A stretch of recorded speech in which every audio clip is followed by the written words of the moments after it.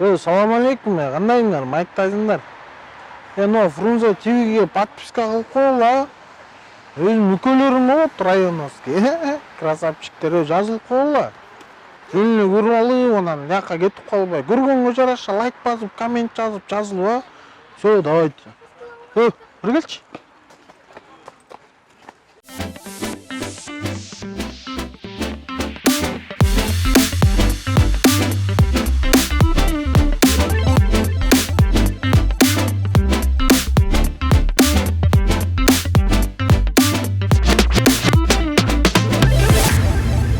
Assalamu alaikum сүйүктөрчүлөр, Фрунзе ТВ каналы билип кой долбоору. Биздин ар дайымкы көрүүчүлөрүбүз билет. Бүгүн биз суроолорубузду даярдап, мекендештерибизге узатмакчыбыз жана ким көп жооп берсе, акчалай байрегелерге ээ болмокчу. Ал эми бизди жаңы көрүп жаткан болсоңуздар, анда берүүбүзгө кош келипсиздер. Билбеген нерсени, анча-мынча фактыларды билип алганга сонун мүмкүнчүлүк түзүп беребиз. Анан жөн гана көрүп отурбастан, жакшы бир сонун байгелерди утканга да мүмкүнчүлүк түзүп бергенге аракет кылабыз. Себеп дегенде биздин катышуучуларыбыз ушундай сонун бир Феникс деген китепти ар дайым утуп алганга мүмкүнчүлүктөрү бар. Биздин көрүүчүлөрүбүзгө да ошол мүмкүнчүлүктү түздүк. Тактабайда отурган болсок, ылдыйда жазылган 7 суроого биринчилерден болуп кимиңиздер жооп берсеңиздер, ушул китеп сиздерге болмокчу. Эмне үчүн бул китепти сиздер утуп алганга аракет кылышыңыздар керек? Анткени жашооңуздарга бир аз жетпей жаткан мотивация алыш үчүн, жана ийгилик иш ач үчүн бир түрткү боло турган китеп десем жаңылышпайм. Ошон үчүн ылдыйда катылган 7 суроого биринчилерден болуп жооп бергенге жамдаңыздар. А биз болсо өзүбүздүн дайындаган суроолорубуз менен азыр мекендештерибизге кайрылмакчыбыз. Билип кой. Баштадык. Тыңыз ким? Каныкей. Каныкей. Шарты жөпчөнөккө билесиз. 7 суроо беребиз. 7өнүн 1 же 2өөнө туура жооп берип калсаңыз эчтеке албайсыз. 3 туура жоопко 100 сом. И ушинтип акырын-акырындык менен 7 суроонун баарына туура жооп берсеңиз 1000 сом алганга мүмкүнчүлүк болот. Даяр болсоңуз кеттик. Шаардын жолдорунда кайсы жаныбар жатат?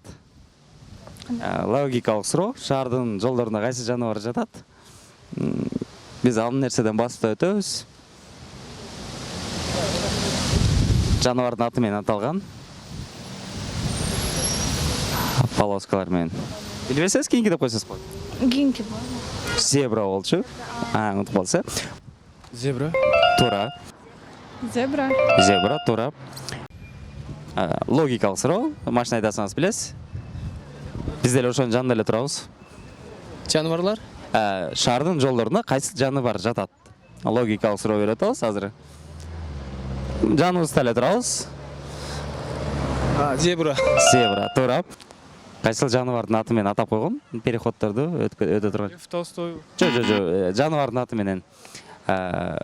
Биз басып өтөбүз ал жерден бизге. Зебра. Зебра, туура.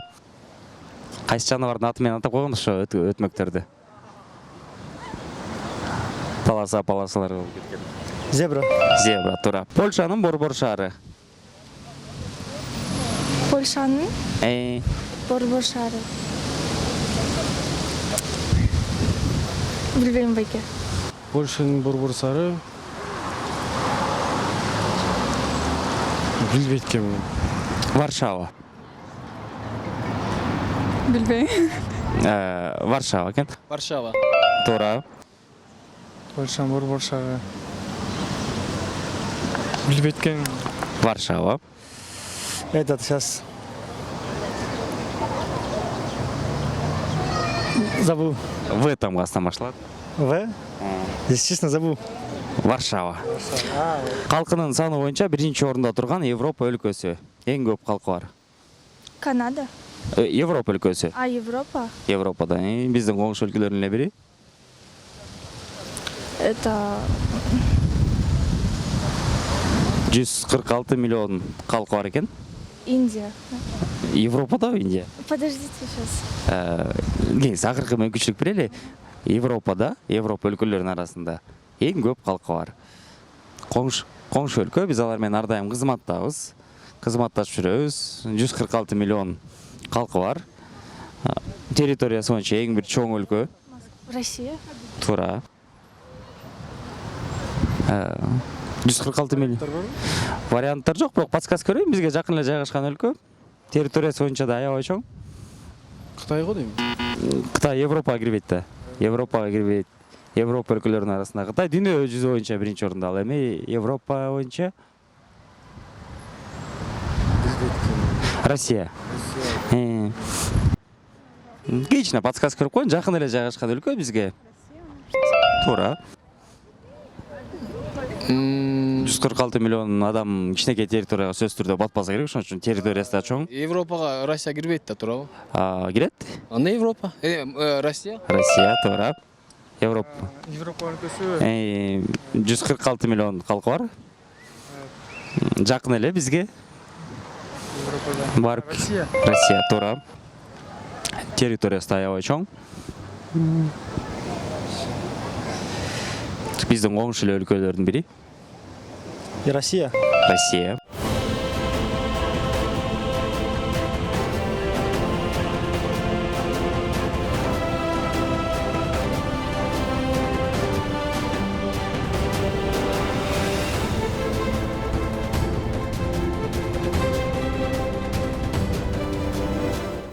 Кувейт өлкөсүнүн акча бирдиги кандай аталат? Биздин анча мынча кыздардын аттарына окшош. Так.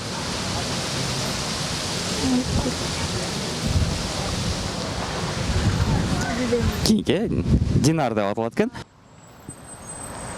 Кувейт өлкөсүнүн Акча бирдиги, акчасы. Кыргыздардыкы сом болсо, Россияныкы рубль болсо, алардыкы кандай аталат?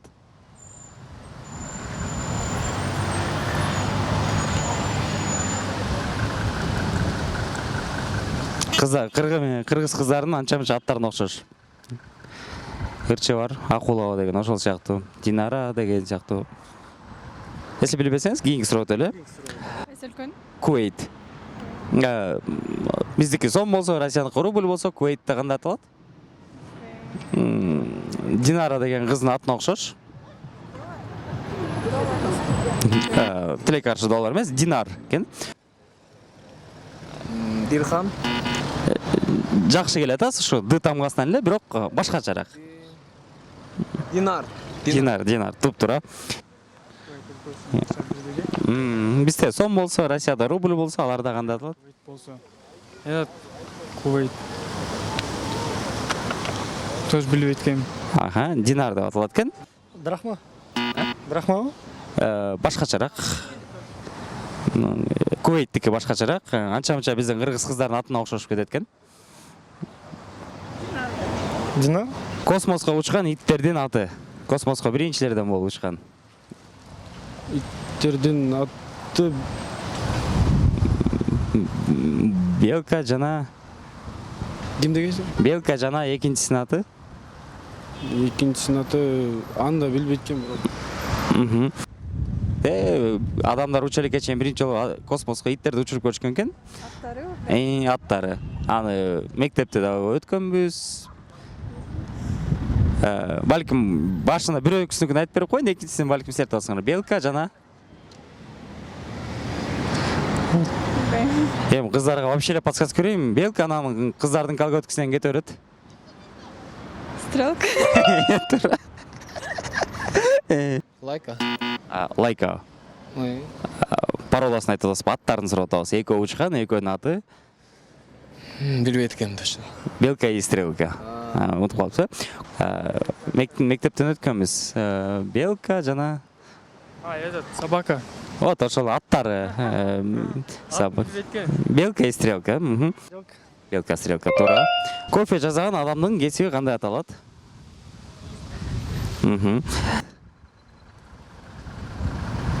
Бармен. Бармен сыяктуу, Б тамгасынан бирок башкачараак.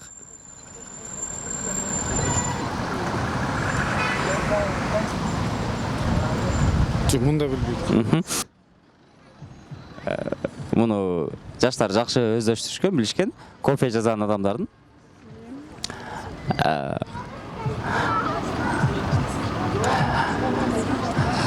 Россиянын биринчи президентинин атына окшош экен.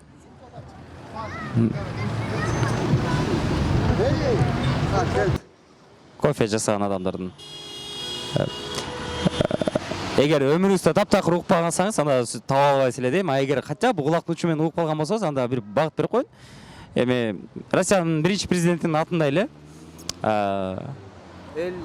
жок, атында эле. Макул, Борис деп туруп эле ошого эки тамганы эле улайбыз. Кандай тамга улайт болуш керек? Эми бул көбүнчө жаштарга арналган суроо болчу. Бориска болуш керек да. Бориста? Бориста. Туп-туура. Кофе жасаган. кофе жазганда. Б тамгасынан башталат. Б? Именно только кофе жасаган Б? Кофе жасагандарды атап коет, кесиби бир башкача аталат. Борис деген атка окшош. Так. Кайсы вопрос болду уже? Кофе жасаган. Алтынчы. Алтынчыбы бул? Бдан башталса так. Кофе ичип көрдүңбү? Ооба. Ошо Мен билем жана бармен деген жаңы. бармен эмес, кофе жасагандаркы. Борис деп туруп дагы 2 тамгасы бар, ошол 2 тамгасынга жаап тапсаң, себептен аябай оор суроо экен, көбү мындан жаңылышып атат. Болбосо кийинки деп коелу. Бариста деп. Бариста, Кофе жасаган адамдардын кесиби кандай аталат? Туура. Кыргызстандын жалпы аянты канча квадрат километр? 98,9 километрбы? 198 бүтүн 9 километр. Бир аз жакындадыңыз окшойт, себеп дегенде сразу эле айтыңыз. 199,951 квадрат. Бирок жакындадыңыз, туура эсептеп коелу. Жакыныраак айтсаңыз эле эсептеп коебуз.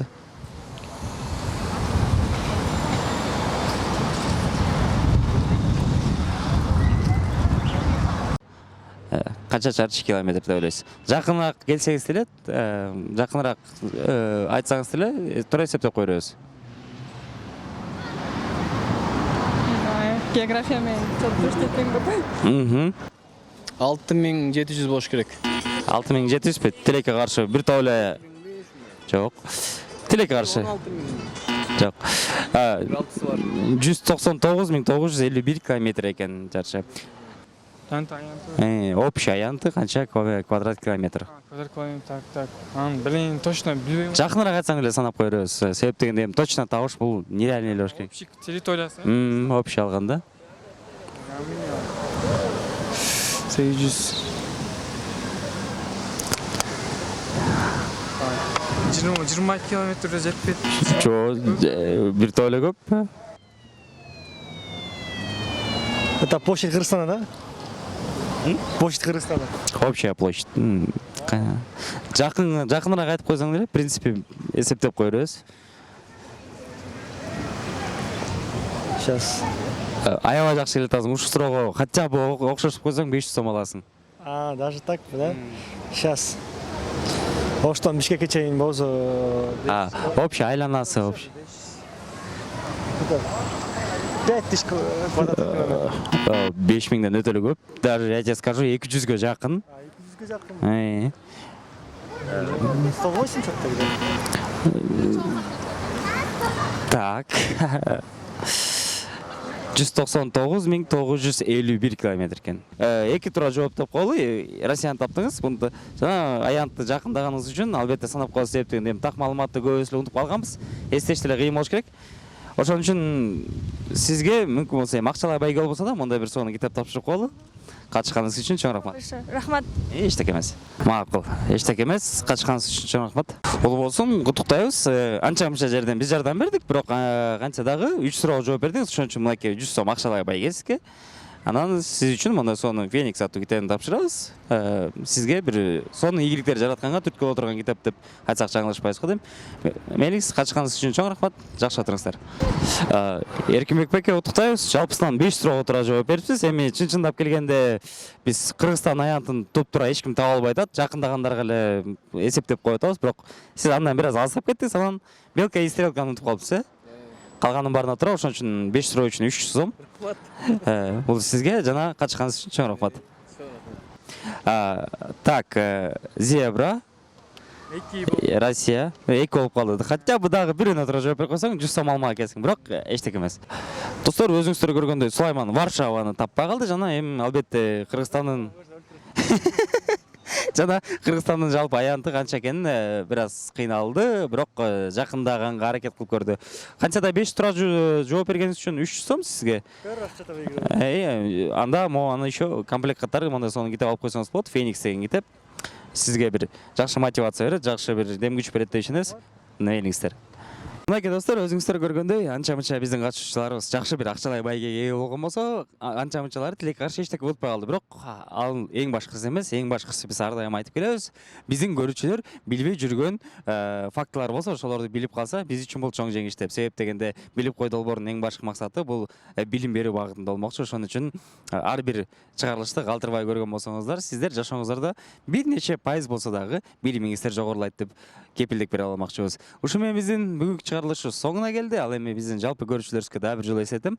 Бүгүн биздин катышуучуларыбызга белек катары тапшырып жаткан Феникс китебин алам десеңиздер, анда ылдыйда жазылган 7 суроого ким биринчи туура жооп берсе, китебиңиздерди алмакчысыздар. А биз болсо сиздер менен кийинки эфирге чейин кош айтышмакчыбыз. Баса белгилеп кете турган маалыматыбыз бар. Биздин чыгарылыштар эми 2-3 күндө бир чыгып турат. Себеп дегенде, көптөн бери чыгып калган үчүн ушинтип артынан кубалап көптөгөн выпустарды чыгарабыз деп чечтик. Ошон үчүн коңгуроону басып койгонду унутпаңыздар. Жана көрүшкөнчө сак саламатта калыңыздар.